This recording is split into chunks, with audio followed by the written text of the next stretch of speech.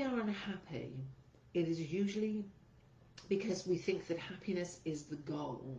Happiness is not a goal. Happiness is a byproduct of an experience.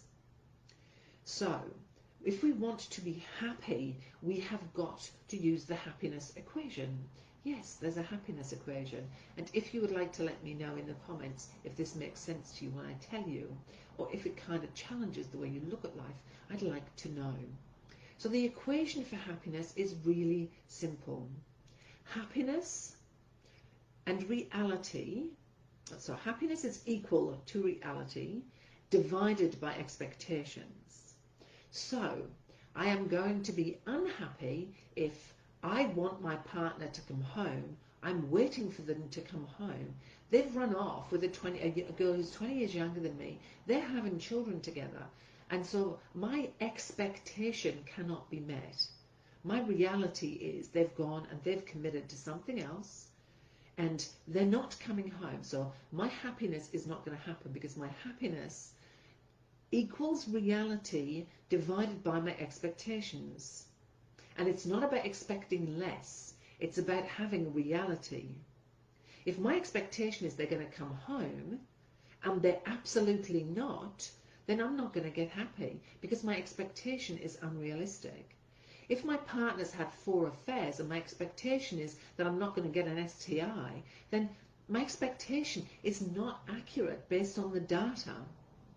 Thank you so much, Rose. Rose is from my membership. She's a darling. You'll notice she's putting hashtags in and she's making comments in here to kind of reaffirm to you things. She does that in our coaching course. Thank you, Rosie. I appreciate that, my darling. So it's not about having low expectations. It's having reality. Because if my reality is they've cheated twice, they're probably going to cheat again. If I have the expectation they're going to cheat, you can bet that my reality and my expectation are in alignment. I'm less likely to feel unhappy. It's not good, but it is real. So please understand that happiness equals reality divided by expectation. If your reality, if what is happening in front of you is very different from what you expect, you're going to be unhappy. I'm sorry, but that is the truth. Not even my truth, but the truth. We need to really think about what our expectations are for ourselves, for our relationships, for our kids, because they can really be our undoing. When we decide how things should be, we can land in a whole heap of trouble.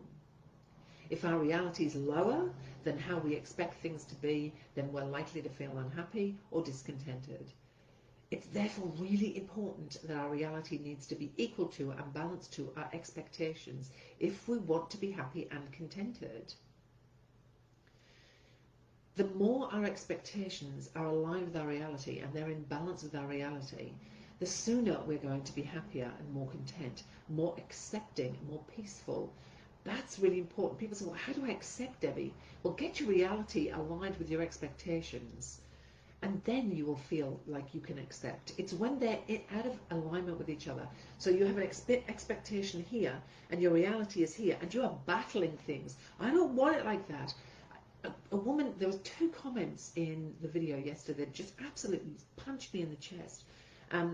One was about being alone, and not frightened of being alone, but frightened that nobody's choosing her. And I thought, gosh, that's part of that tribal need as humans to connect. Like, that's really a biological imperative. And it kind of hit me in the chest.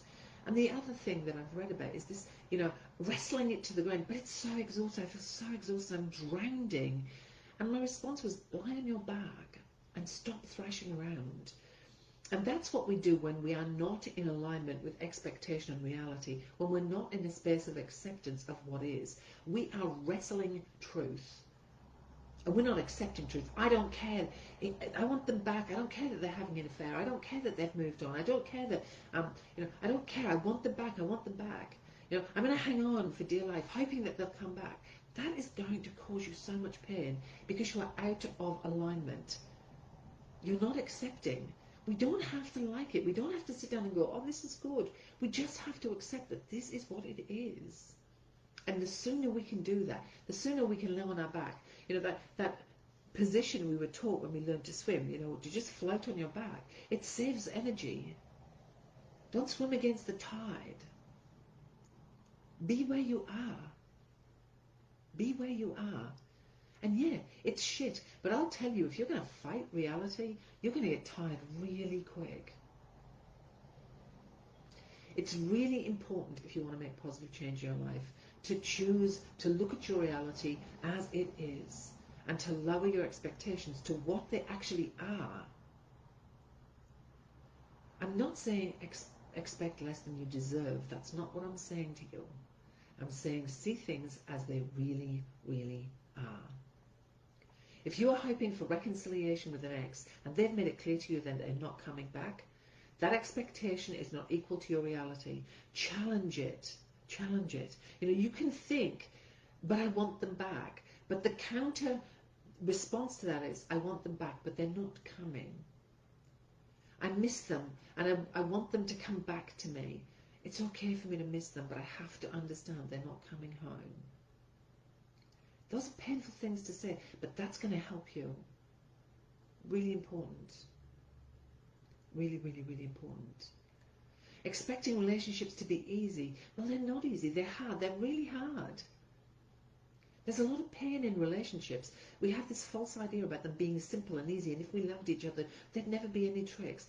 That's not true. There's always pain and suffering in relationships. Always. Because they're a breeding ground for growth. Relationships are here to help us grow. The relationships with our partners, with our children, with our parents, with our siblings, with our co-workers, with our friends, with our neighbours. They're opportunities for growth. When people love each other, they can get through anything. This is what we're told, right? Love is a feeling. It's not a fact. Again, our expectations and our reality. Just because you love them, that means nothing. I don't mean that in a hurtful way. What does that mean, I love them? They left you. They left you. Maybe they hurt you while they were going. You might love them, but so what? I don't mean that in a horrible way. Love is grief with nowhere to go. You know, when we say, but I love them, think about that. Yeah, but they've bloody cheated on you. They don't deserve your love. They walked out the door and they won't talk to you. They don't deserve your love. They lied to you. They don't deserve your love. Love is precious. When we give it to people, we need to know what it means. Do you have an explanation in your own mind about what it means to love someone? It's important to know what that is and actually put it down on paper, because this relationship is over, but you're probably going to be in another one and you want to know what it is, this definition of what love means to you. You're going to need to know. Be mindful about your expectations and reality. When they're out of alignment, you can get yourself into a lot of trouble.